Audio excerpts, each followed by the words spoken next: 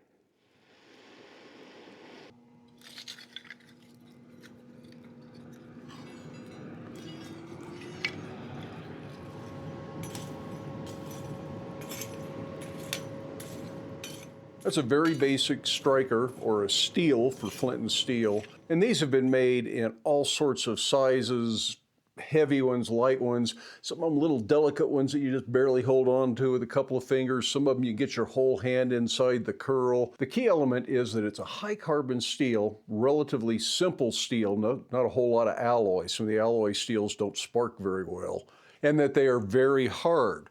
What you're actually doing in use is shaving off little fine particles of the steel fast enough that the friction from shaving them off ignites them.